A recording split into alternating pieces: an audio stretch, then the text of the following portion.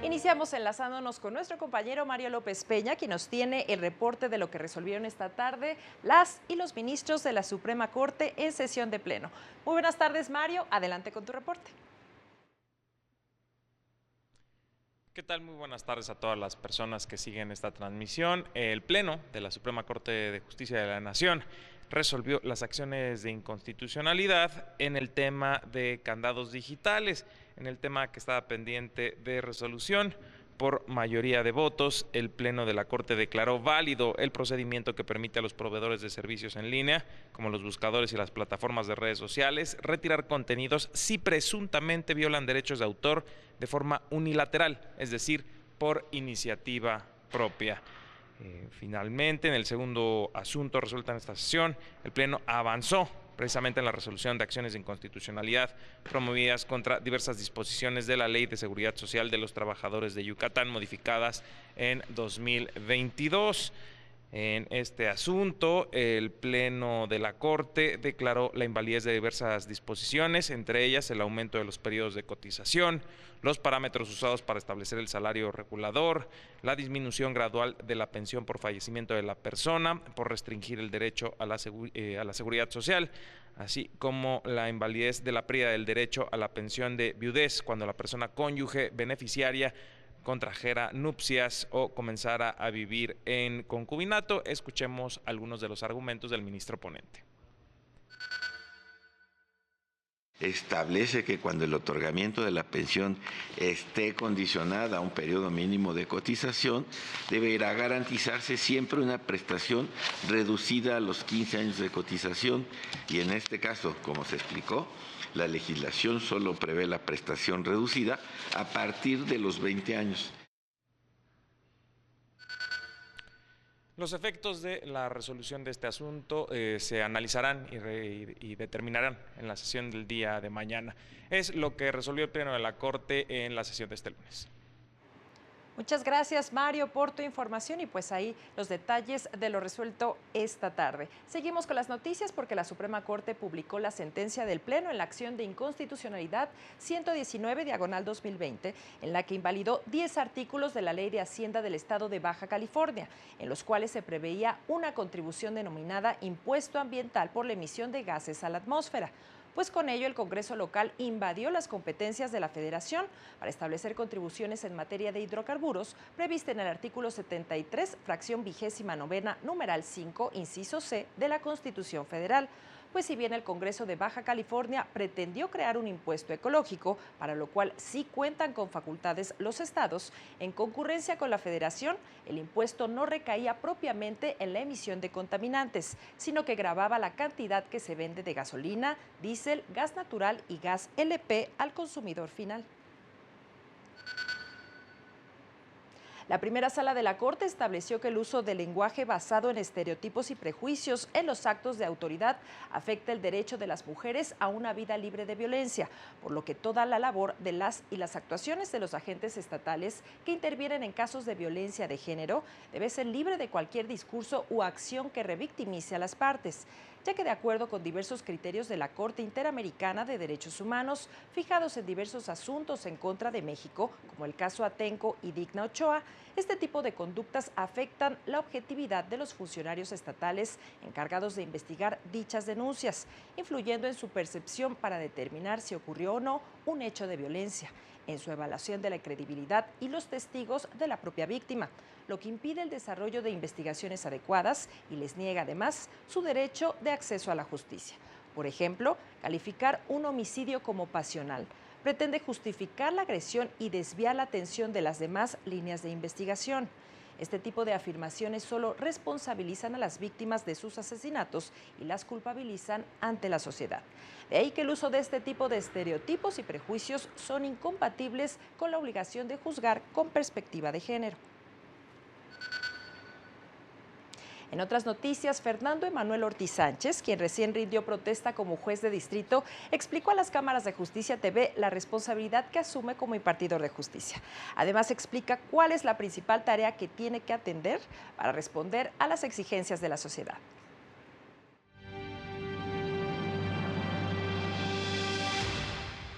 Es un orgullo y un honor poder servir a mi país a través de la carrera judicial, que es la vocación que tengo prácticamente desde que entré a estudiar la carrera de Derecho. En pocos días cumplo 20 años aquí en la institución y llegar a ser juez federal es la culminación de un sueño de media vida prácticamente. Llevo desde el 2020, 2021 preparándome, estudiando, aprendiendo jurisprudencia, leyendo mucho sobre derechos humanos. Este concurso es especializado en materia penal, es la materia a la que me dedico, la que llevo más de 10 años inmerso en ella. Entonces, me parece que un juez sin independencia no garantiza justicia a los ciudadanos. Precisamente la importancia de la independencia judicial radica en que sin esta característica de la impartición de justicia es muy difícil que la ley sea la ley, que la ley se aplique en forma, la ley y la Constitución principalmente se apliquen en la forma en la que están diseñadas. Somos un país con leyes muy hermosas, muy bien escritas, y en los operadores jurídicos recae esto. Su aplicación, como nosotros, los juzgadores federales. La independencia judicial, entonces, tiene la trascendencia mayor porque le garantiza a las personas, no nada más a uno como juzgador de que va a resolver sin presiones, sino que le garantiza a las personas, tienen la seguridad de que quien los va a juzgar verdaderamente está comprometido con aplicar, con dar a cada quien lo suyo, con lo que en verdad le corresponde a él porque fue o porque no fue culpable. Entonces, detrás de todo esto, la independencia judicial como prácticamente la garantía madre de la impartición de justicia se encuentra invívita para que los ciudadanos tengan la seguridad de la correcta aplicación. Yo creo que la meritocracia que está detrás de la carrera judicial, la carrera judicial incluso forma parte de la independencia judicial, es muy importante. Tener jueces de carrera, de trayectoria, que tengan que ir por escalafones, como es mi caso, tener determinado tiempo en la carrera judicial para poder concursar para ser jueces de distrito, tiene sus porqués, no es caprichoso.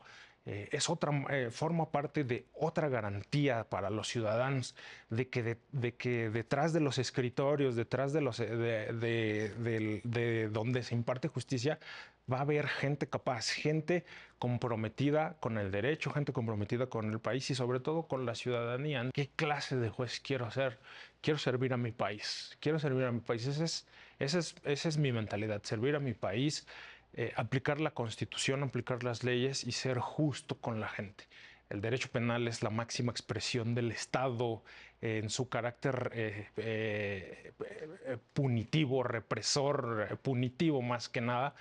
Y la gente merece que la aplicación de la ley se haga en forma objetiva, en forma imparcial, en forma independiente y sobre todo con la conciencia de que es gente como uno la que está inmersa en ese problema. Y este domingo 2 de junio el edificio sede de la Suprema Corte cumplió 83 años, instalaciones que además de ser el recinto del Tribunal Constitucional del país, resguarda un acervo cultural y artístico dedicado a la justicia y al derecho. El edificio fue inaugurado el 2 de junio de 1941, obra del arquitecto Antonio Muñoz García. El inmueble fue construido en los terrenos de lo que fue la Plaza del Volador. La primera piedra fue colocada por el presidente Lázaro Cárdenas en 1936. Las instalaciones fueron inauguradas por el presidente de la República, Manuel Ávila Camacho, y el presidente de la Suprema Corte, Salvador Urbina. La puerta de la entrada pesa 3.5 toneladas, es de bronce pulido y es de estilo Art Deco. El escultor Ernesto Tamaris. Sus muros contienen obras de José Clemente Orozco, George Beadle, Héctor Cruz García, Luis Nishizawa, Ismael Ramos, Rafael Cauduro y Santiago Carbonell. En otras notas, la Defensoría Pública Federal dio a conocer que, de acuerdo con lo narrado a un actuario del segundo juzgado de distrito, las autoridades del Ceferezo 16 confirmaron el fallecimiento de una mujer privada de la libertad el pasado 29 de mayo, quien fue encontrada por personal de seguridad del centro a las 4 de la mañana con 16 minutos. La jueza segundo de distrito había establecido un plazo de 24 horas para que cesaran los actos de incomunicación. Sin embargo, no consta la respuesta de la autoridad penitenciaria en el portal de servicios en línea. La Defensoría Pública Federal precisa que, si bien se trataba de una persona que se encontraba compurgando una sentencia del fuero común y si bien no tenía su representación legal, en 2022 tramitó una controversia para que fuera trasladada a otro reclusorio. Sin embargo, la medida le fue negada. Reveló que continuará dando seguimiento a las acciones emprendidas con la finalidad de que se garantice la vida e integridad de las mujeres privadas de la libertad en el Ceferezo 16. La Defensoría Pública Federal también explicó que el juicio de amparo es un medio de defensa constitucional que protege los derechos de la ciudadanía cuando una autoridad los vulnera a través de actos ilegales. Todas las personas pueden recurrir al juicio de amparo y, cuando se trate de actos federales, a la Defensoría Pública Federal puede asesorarte y defender tus derechos. Indicó que la Constitución y tratados internacionales reconocen a los derechos humanos como parte de la dignidad humana. El objetivo del juicio de amparo es prevenir que las autoridades realicen actos injustos, arbitrarios o ilegítimos que puedan afectar nuestra libertad, seguridad o propiedad. Un tribunal federal es el encargado de revisar si un acto es violatorio de nuestros derechos humanos. Cualquier persona puede acudir a dicho medio de defensa, tomando en cuenta que el artículo 1 constitucional señala que todas las personas gozamos de derechos humanos, mismos que deben ser respetados y garantizados por las autoridades. Es momento de hacer una pausa, pero regresamos con más noticias. Estamos en Corte Informativo.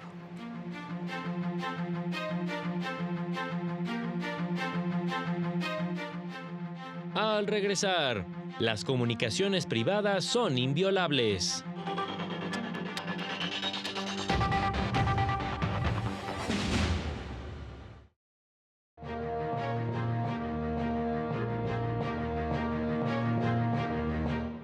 Ya estamos de regreso con más noticias. De acuerdo con el programa de resultados preliminares, que registra un avance del 89.49%, la candidata de la coalición Sigamos Haciendo Historia, Claudia Sheinbaum, se mantiene como la virtual ganadora de la elección presidencial con 31.427.000 votos, el 59.05%, seguida de Xóchitl Gálvez con 14.870.000 votos, el 27.94%. La participación en la jornada electoral fue de 60.06%.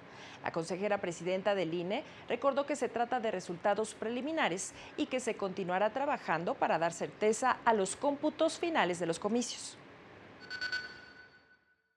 De esta forma, el INE cumple con su mandato de garantizar la transparencia y certeza en los procesos electorales y continuará trabajando con transparencia, imparcialidad y compromiso para garantizar que cada voto sea contado y respetado.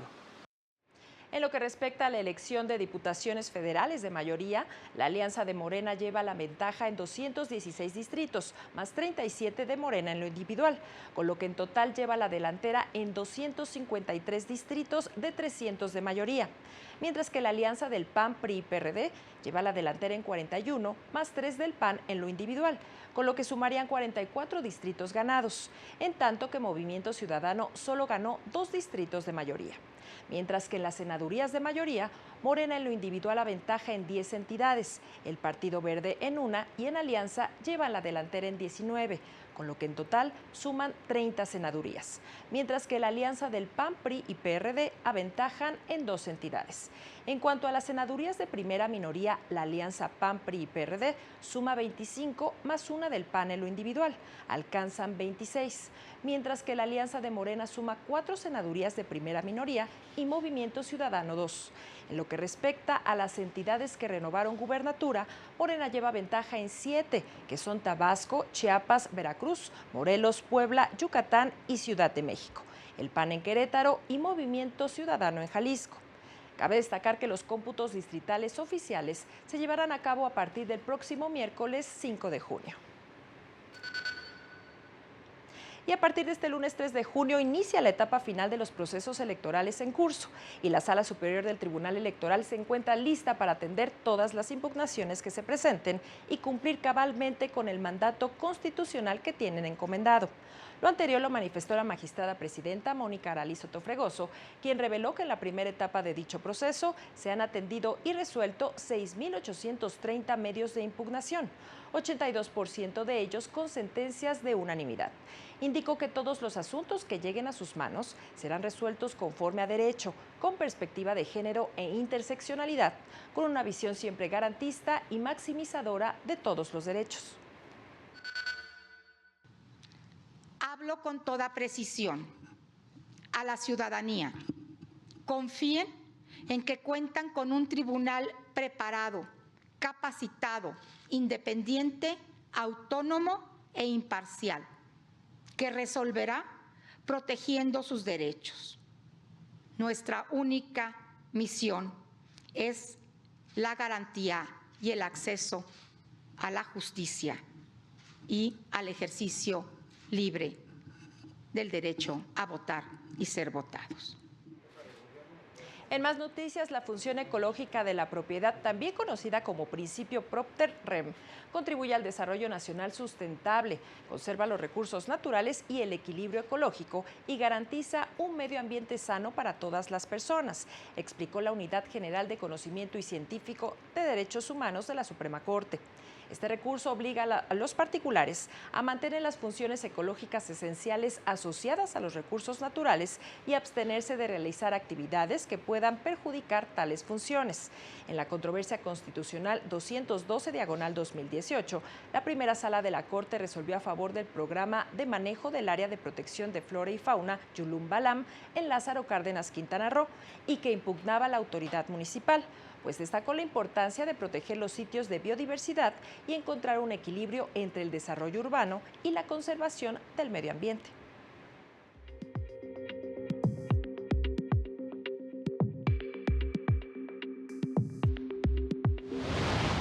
Concluyó el curso de análisis del nuevo Código Nacional de Procedimientos Civiles y Familiares, que se impartió a personal del Poder Judicial de Veracruz, litigantes, estudiantes en Derecho y público en general, en la Casa de la Cultura Jurídica Jalapa de la Suprema Corte. La magistrada Elizabeth Franco Cervantes del Poder Judicial de Oaxaca analizó la resolución de la Suprema Corte de Justicia de la Nación en la acción de inconstitucionalidad 163 de 2022 sobre la violencia vicaria en una conferencia magistral ante operadores jurisdiccionales de la entidad.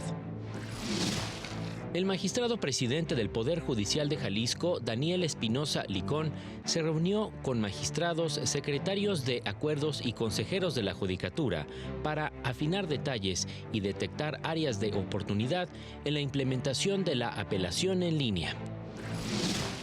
Magistrados y jueces de materia familiar del Poder Judicial de Chihuahua se reunieron para dar seguimiento a la implementación del nuevo Código Nacional de Procedimientos Civiles y Familiares en la entidad. Para el canal del Poder Judicial de la Federación, Jesús Daza. La magistrada Amalia del Carmen Fernández Barquín indicó que la Constitución y tratados firmados por México protegen la inviolabilidad de las comunicaciones privadas, por lo que la información que se tiene en teléfonos móviles, computadoras o dispositivos de almacenamiento solo pueden acceder a ella sus propietarios, y las comunicaciones que realizan solo pueden autorizar la difusión de su contenido las partes involucradas en ellas. Indicó que solo en caso de que estemos involucrados en una investigación penal, la autoridad puede tener acceso a dicha información con autorización previa de un juez federal. Por regla general es un control judicial previo, solo en caso de urgencia puede ser un control judicial posterior, y además en este caso solo los jueces federales pueden dar estas órdenes y su plazo de resolución es brevísimo, es de 6 horas por regla general. Entonces, bajo esta tesitura, pues todos podemos saber que estamos protegidos por la Constitución, por los tratados internacionales y las leyes. Indicó que en sentido contrario, cuando existe una investigación en curso, también los jueces pueden permitir el acceso a las comunicaciones privadas. Cuando existen personas secuestradas, delitos de extorsión, de delincuencia organizada, pues los jueces son garantes de esta situación para que pueda la autoridad válidamente incidir en estos derechos y lograr muchas veces el rescate de las personas.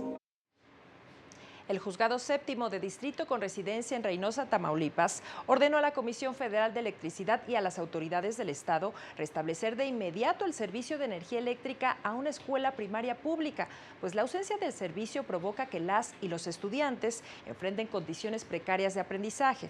El juez Juan Fernando Alvarado López advirtió que la falta del suministro eléctrico propicia salones sin aire acondicionado o ventiladores necesarios ante las altas temperaturas, salones oscuros o mal iluminados, la imposibilidad de usar equipos de cómputo y acceso a Internet, lo que limita el aprendizaje de niñas y niños.